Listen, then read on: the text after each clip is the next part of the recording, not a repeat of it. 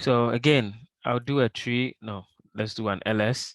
And then I'll check my file again. So the file I'm going to be working on is the shell file.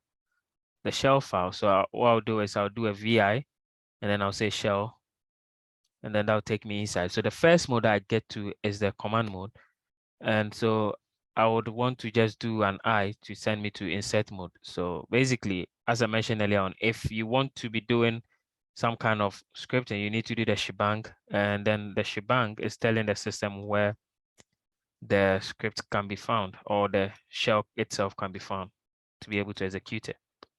So this is going to be our first one. We're going to test it. So the first thing I'll do is I just want to test it. So I'll just use an echo.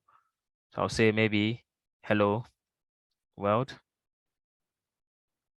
And then once I'm done with that script, I'll just use escape to take me back to the command mode.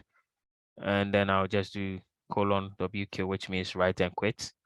So now, if I try to run the script, which is by doing this, is going to say hello world.